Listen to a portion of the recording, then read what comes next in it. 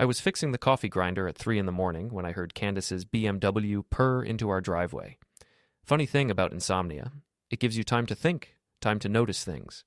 Like how my wife of 15 years had been coming home later and later from her team-building retreats with her boss. The kitchen light cast long shadows across our Victorian home's hardwood floors as I tinkered with the grinder's motor. Candace always complained about this old house, called it quaint, in that tone that really meant embarrassing. She preferred sleek modern things, luxury models, you might say. I heard her heels click across the front porch, heard her fumble with her keys. When she finally pushed through the door, I was sitting at the kitchen table with 2 mugs of coffee and her passport in my hand. "Lose something?" I asked, not looking up from the little blue book. Candace froze in the doorway, her designer dress wrinkled, her usually perfect blonde hair disheveled. "Jack, don't be childish." "I'm not being childish, Candy. I'm just starting my upgrade."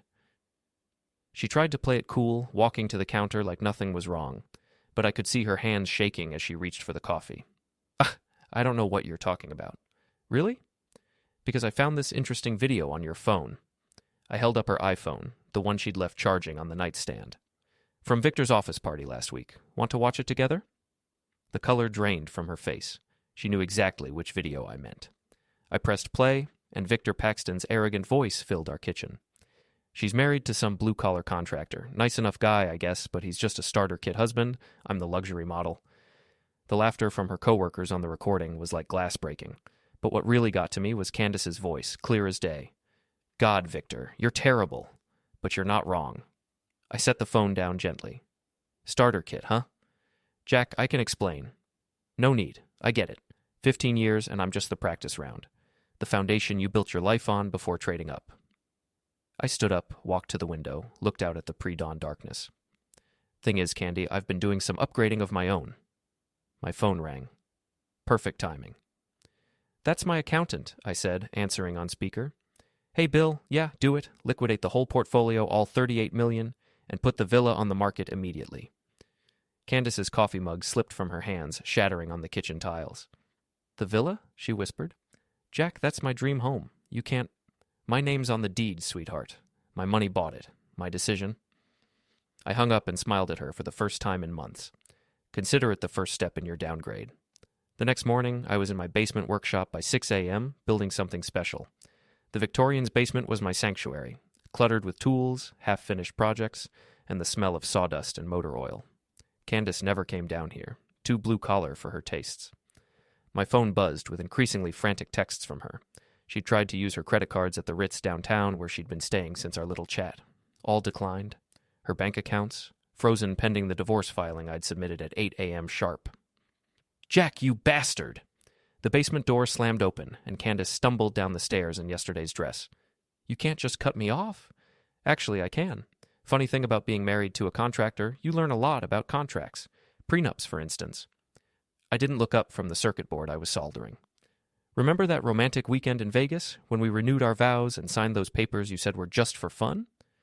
Her face went white. She'd been too drunk on champagne and Victor's promises to read the fine print. "That's not legal. My lawyer says otherwise. Adultery voids the community property clause. You get to keep what you brought into the marriage." I finally looked at her, which, if I recall correctly, was about $12,000 in student loan debt and a Honda Civic with a blown transmission. She tried a different approach, moving closer, putting on that sultry voice that used to work on me. "Jack, baby, we can work this out. It was just a fling. Victor doesn't mean anything. Funny, that's exactly what he said about you." The workshop went quiet, except for the hum of my soldering iron. "What?" I reached into my toolbox and pulled out a small recording device. "Had a drink with Victor yesterday afternoon. Told him I knew about you two, that I was ready to step aside like a gentleman. You know what he said?" I pressed play. Victor's voice slightly slurred from the 3 martinis I'd bought him. "Look, Jack, I appreciate you being cool about this. But honestly, Candace is just a midlife crisis thing. Great in bed, sure, but she's not wife material. Not for someone in my position. Too needy, too desperate to impress. I'll probably end it after the merger goes through." Candace sat down hard on my workbench, knocking over a jar of screws. They scattered across the concrete floor like her world falling apart. "He said that?" "He said a lot more. About your little habits, your insecurities, the way you laugh too loud at his jokes." I turned back to my project. Turns out you're not his luxury model either, Candy. You're just another starter kit for him, too. She was crying now, mascara running down her cheeks. Part of me, the part that had loved her for 15 years, wanted to comfort her. But then I remembered that video, that laughter, those words. So here's how this works, I continued, my voice steady and calm. You can stay at the Ritz until your credit runs out, probably tomorrow. Then you can figure out where starter kits go when they're returned to the store. Jack, please, I'm sorry. I made a mistake. No, Candy. You made a choice. Now I'm making mine. My phone rang. Gabe Morrison, my old drinking buddy and the best security contractor in the city. Hey, Gabe. Yeah, I need those cameras installed today. Every room, every angle. And make sure the remote access works perfectly. Candace looked confused. Cameras? What cameras? I smiled. The ones going into the villa, my villa. The one where you and Victor have been having your little luxury model test drives. 3 days later, I was sitting in my truck outside the villa, watching through my tablet as Candace and Victor prepared for their big party. The irony wasn't lost on me. They were celebrating the merger that would make Victor CEO of the biggest development company in New England, using my house and my money to impress his board of directors. The villa was everything Candace had dreamed of, glass and steel perched on a hillside overlooking the city, infinity pool, wine cellar, the works. I'd bought it for her second anniversary gift, back when I thought our marriage meant something. Through the security cameras I'd had Gabe install, I watched Victor swagger around in his $1,000 suit, playing host. Candace looked stunning in a black cocktail dress, playing the perfect corporate wife to a man who wasn't her husband. You see this shit? Gabe's voice crackled through my radio. He was positioned on the ridge above the house, monitoring the backup systems. I see it. You ready with the sprinkler override? Ready when you are, boss. I waited until Victor raised his champagne glass. The entire party gathered around him on the main terrace. Through the camera feed, I could hear his voice clearly. Ladies and gentlemen, I want to toast someone special tonight. Candace Ellery has been instrumental in making this merger happen. She's shown me what it means to upgrade every aspect of your life, personal and professional. The crowd laughed and applauded. Candace beamed, probably thinking this was her moment. Her public declaration? Victor continued, To Candace, for helping me realize that sometimes you have to trade in your starter model for the luxury version. More laughter, more applause. Candace kissed him right there in front of everyone. Now, I said into the radio. The fire suppression system activated with a shriek of alarms. Every sprinkler in the house erupted simultaneously, dousing the party in thousands of gallons of water. The sound system shorted out with a spectacular shower of sparks. The lights flickered and died. Through my tablet, I watched chaos unfold. Board members in designer suits scrambling for cover. Candace's perfect hair plastered to her skull. Victor slipping on the wet marble, landing hard on his expensive ass. Luxury model, huh? I said to myself, watching Victor flail around in his soaked tuxedo. Hope you like a wet finish. My phone buzzed. Text from Candace. I know this was you. I texted back. Prove it. Oh, wait. You can't afford a lawyer. 20 minutes later, I watched through the cameras as the last guest fled. Victor was screaming at someone on his phone, probably the security company. Candace stood alone on the terrace, drenched and shivering. She looked directly into one of the cameras, as if she knew I was watching. This isn't over, Jack, she mouthed. I turned off the tablet and drove home. Tomorrow, things would get really interesting. The Riverside Country Club's annual charity auction was the social event of the season. Old money, new money, and everyone trying to climb the ladder gathered to see and be seen. I'd never been much for these things, but Candace had dragged me to enough of them over the years that I knew the players. I also knew that Victor and Candace would be there, trying to salvage their reputations after the villa incident. Word travels fast in a small city, and the story of the mysterious sprinkler malfunction had already made the rounds. I wore my best suit. Not designer, but clean and well-fitted. I'd learned long ago that confidence was the best accessory. They were holding court near the silent auction tables when I walked in. Victor had his arm around Candace's waist, both of them smiling too brightly at the cluster of board members and their wives. Jack! Tanya Morrison, Candace's work friend, spotted me first. What a surprise to see you here. The group turned to look at me. Candace went pale, but Victor just smiled that predatory grin of his. Jack Ellery, Victor said, extending his hand. Good to see you, buddy. How's the construction business? I shook his hand, matching his grip. Can't complain, though I hear the luxury development market's been having some water damage issues lately. A few people chuckled. Victor's smile tightened. Yeah, we had a little technical difficulty at the villa the other night, he said. But that's what insurance is for, right? Absolutely, though I hear insurance doesn't cover everything, like reputation damage. The conversation around us had stopped. Other guests were starting to notice the tension. Candace stepped forward, trying to play peacemaker. Jack, maybe we could talk privately? Why? I thought we were all friends here. Victor certainly seems to think so. I looked directly at him. In fact, I heard you've been giving marriage advice. Something about starter kits and luxury models? Victor's face flushed red. I don't know what you're talking about. Really, because I have it on good authority that you're quite the expert on the subject, especially when it comes to other men's wives. The crowd was definitely listening now. Nothing like a little public drama to spice up a charity auction. Jack, that's enough, Candace hissed. Is it? Because I'm just getting started on my upgrade program. I pulled out my phone. Would you like to hear Victor's thoughts on luxury models? I have a recording, Victor snapped. He lunged forward, grabbing for my phone, but I stepped aside. His momentum carried him straight into the champagne tower behind me. Crystal glasses exploded in a cascade of Dom Perignon and broken glass. The crowd gasped. Victor lay sprawled in the wreckage, his designer tuxedo soaked and cut by glass shards. Oh my, I said, offering him my hand. How clumsy of me. I hope that wasn't a luxury model tuxedo. He slapped my hand away, struggling to his feet.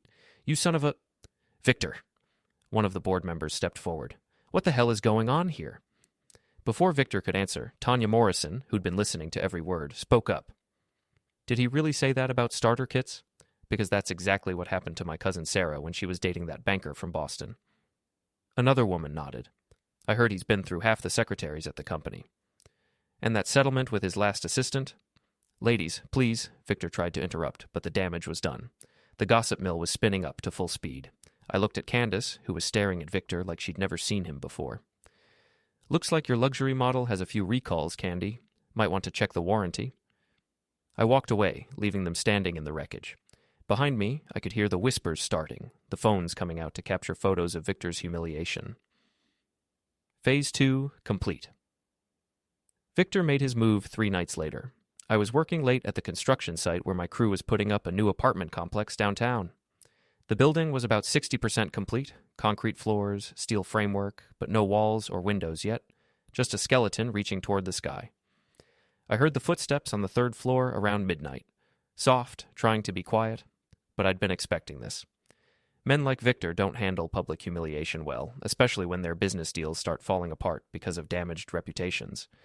I'd heard through Dana, my sister who worked in HR at a competing firm, that 2 board members had already pulled out of the merger. Something about character concerns and liability issues. The footsteps were getting closer. I was in the foreman's trailer, reviewing blueprints by lamplight, but I had a clear view of the construction site through the window. Jack Ellery, Victor's voice echoed through the empty building. He was drunk, angry, and probably armed with something. Men like him always thought violence was the answer when their world started crumbling. I stepped outside the trailer. Evening, Victor. Little late for a site inspection, don't you think? He emerged from the shadows on the 2nd floor, looking down at me. His expensive clothes were dirty, his hair disheveled. In his hand was a crowbar he'd probably grabbed from one of my tool stations. You think you're so smart, he called down, destroying everything I've worked for. I didn't destroy anything, Victor. I just turned on the lights so people could see what was already there. He started down the concrete stairs, the crowbar dragging behind him. You know what your problem is, Jack. You never knew when to quit. Should have just taken your divorce settlement and walked away. Funny thing about that, I said, backing toward the construction site. I did some more digging into your business practices. Amazing what you can find in public records when you know where to look. I pulled out a manila folder from my jacket. Insider trading, Victor. 3 separate instances over the past 2 years. Small enough to avoid SEC attention, but big enough to make you a very wealthy man. He stopped at the bottom of the stairs. You can't prove anything. Maybe not in court, but I don't need a conviction to destroy you. Just suspicion, just enough doubt to make your board nervous. I opened the folder. Like this email you sent to your broker 20 minutes before the Hartwell acquisition was announced publicly, or this stock purchase right before the Riverside development got city approval. Give me that. He raised the crowbar and started toward me. I backed into the construction site, leading him deeper into the maze of concrete pillars and steel beams. The ground was muddy from yesterday's rain, and there were puddles of standing water everywhere. You know what the beauty of construction is, Victor? It's all about foundations. You build on solid ground, or everything comes crashing down. He swung the crowbar at my head. I ducked, and the metal bar rang against a steel beam. "The thing is," I continued, dodging another swing, "your foundation was always shit. Built on lies, cheating, stepping on other people. That's not luxury, Victor. That's just cheap." He lunged again, but his expensive leather shoes had no traction on the muddy ground. He slipped, stumbling forward, and I stepped aside. He crashed face first into a pile of wet concrete that my crew had mixed for tomorrow's pour. The crowbar flew from his hands, clattering across the concrete floor. Victor tried to push himself up, but the wet cement was like quicksand. The more he struggled, the deeper he sank. "Careful there, luxury model," I said, standing over him. "That concrete's still setting, just like your reputation." He was covered in gray sludge from head to toe, his designer clothes ruined. One of his Italian leather shoes had come off completely, lost somewhere in the muck. "You're insane," he gasped, spitting concrete from his mouth. "No, Victor, I'm just a starter kit with an upgrade plan." I reached down and picked up his phone, which had fallen during his tumble. Without hesitation, I dropped it into the wet concrete where it disappeared with a wet plop. "Oops, hope you had insurance on that." Victor finally managed to pull himself free, but he looked like a creature from a horror movie, gray, dripping, and missing a shoe. "This isn't over," he snarled. "Actually, it is. Because tomorrow morning, copies of these documents go to every member of your board, every business reporter in the city, and the SEC. I held up the folder, now safely out of his reach. "Game over, Victor. Time to return your luxury model status to the dealer." He limped away into the darkness, leaving a trail of concrete footprints and his dignity behind. I called Mason, my foreman. "Hey, it's Jack. We're going to need fresh concrete for the third-floor foundation. The batch we mixed tonight got contaminated."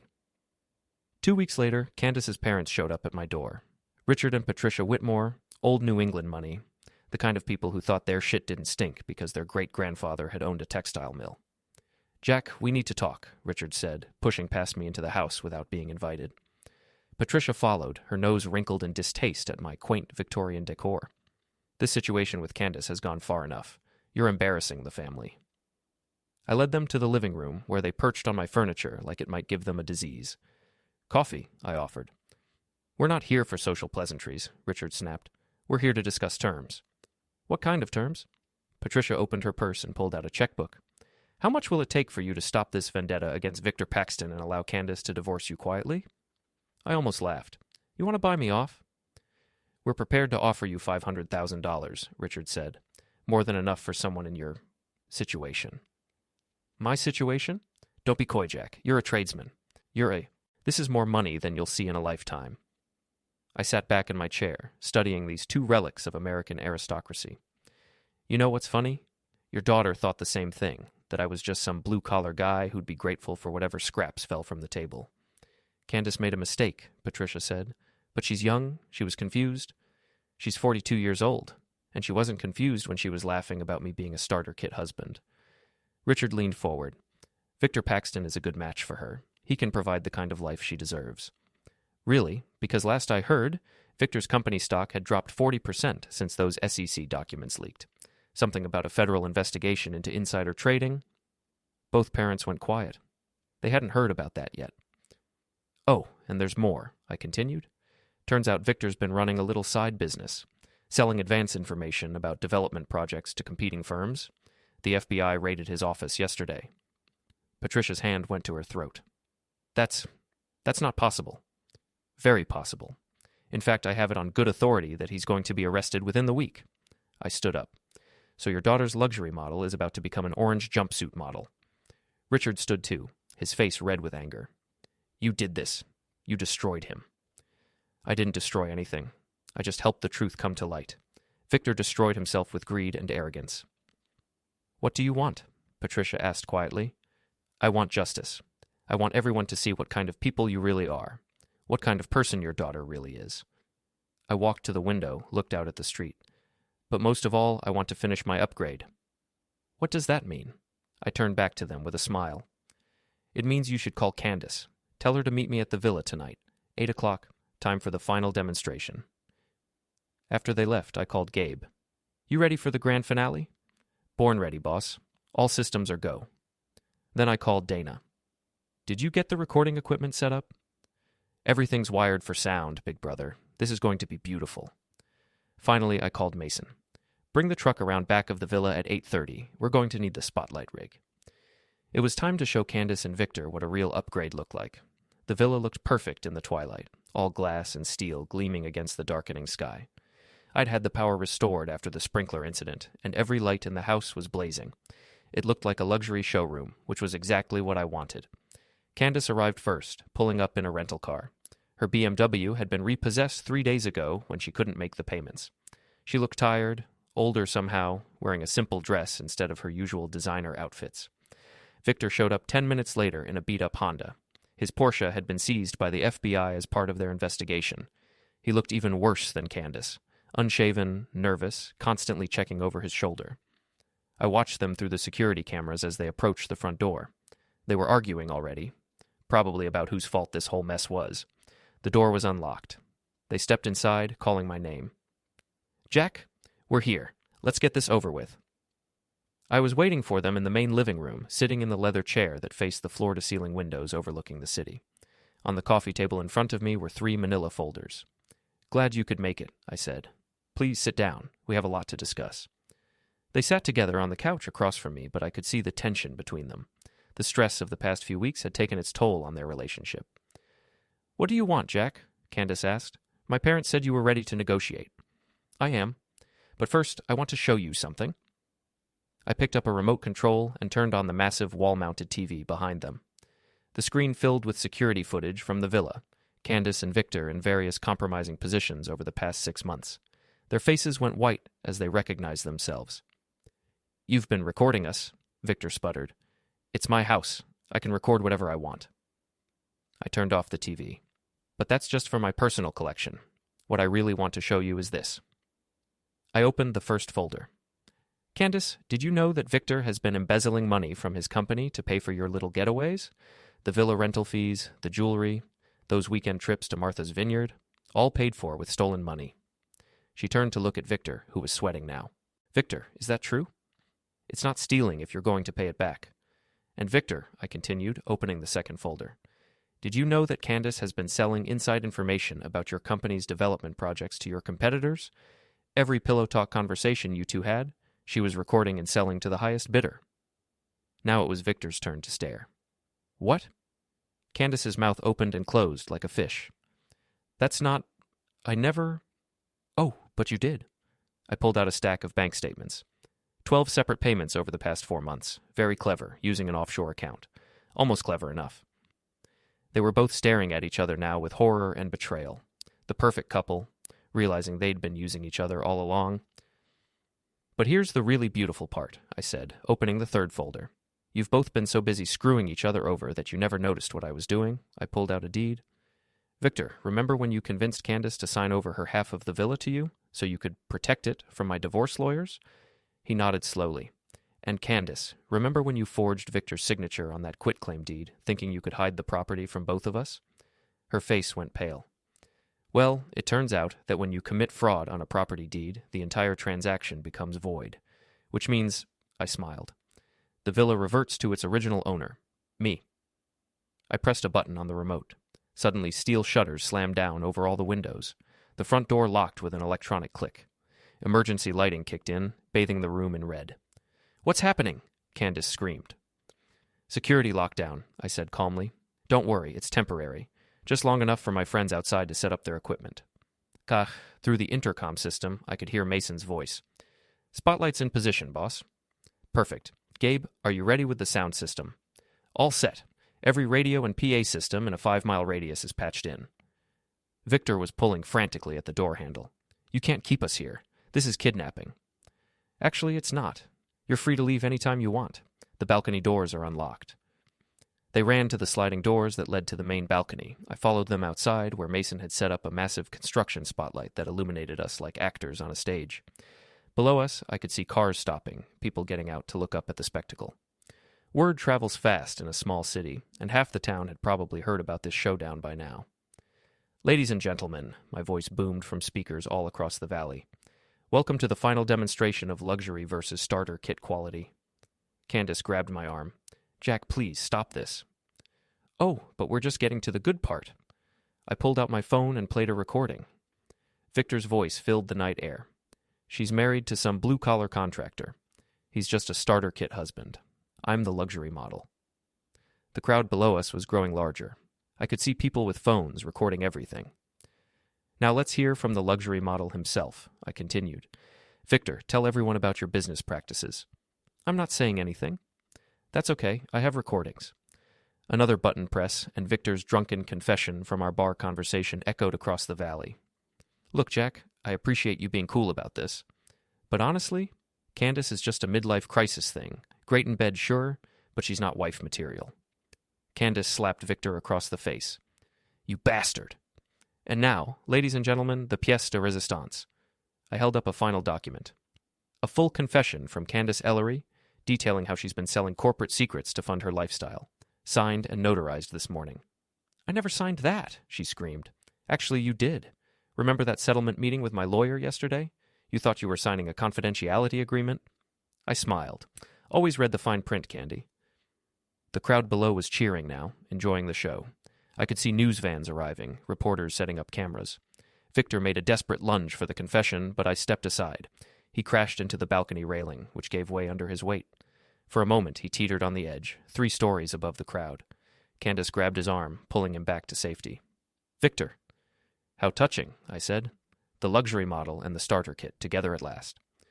Police sirens were wailing in the distance. Someone had probably called about the noise.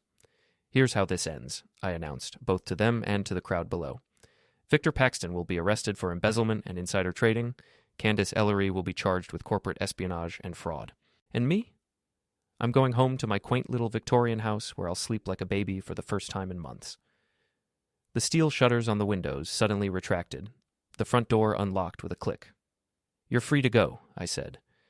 But I wouldn't recommend the front door. There's quite a crowd waiting for you. As if on cue, the police arrived, their flashing lights adding to the spectacle. Detective Morrison, Gabe's cousin, led the team up to the balcony. Jack Ellery? We have warrants for Victor Paxton and Candace Ellery. Are they here? Right behind you, Detective. Victor tried to run, but there was nowhere to go. The balcony was 30 feet above the ground, and the crowd below was watching every move. Candace just stood there as they put the handcuffs on, staring at me with a mixture of hatred and something that might have been respect. You planned all of this, she said quietly. From the very beginning. From the moment I heard that recording, yes. You wanted to trade up, Candy? Well, congratulations. You've been upgraded to federal prison. As they led her away, she called back over her shoulder. This isn't over, Jack. Actually, I said, it is. I watched from the balcony as they were loaded into separate police cars. The crowd was dispersing now, the show over. In a few hours, this would all be on the morning news. By tomorrow, everyone in the city would know the whole story. I turned off the spotlight and walked back into the villa. My villa. I'd put it on the market tomorrow, use the money to expand my construction business, maybe buy that new equipment I'd been wanting. My phone buzzed with a text from Dana. Saw it on the news, you magnificent bastard. Another text from Mason. Boss, that was beautiful. Drinks are on me tomorrow. And one from Gabe. Remind me never to piss you off. I walked through the empty villa one last time, turning off lights, making sure everything was secure. In the morning, I'd have the locks changed again and the security system reset. But tonight, I was going home to my quaint Victorian house, where I'd pour myself a whiskey and fix that damn coffee grinder once and for all. Some upgrades, I realized, aren't about getting something newer or more expensive. Sometimes they're about getting rid of the things that were holding you back in the first place. As I drove away from the villa, I could see the city lights spread out below me like stars. Tomorrow would bring new challenges, new projects, new possibilities. But tonight, for the first time in years, I was exactly where I belonged. The starter kit had become the luxury model after all.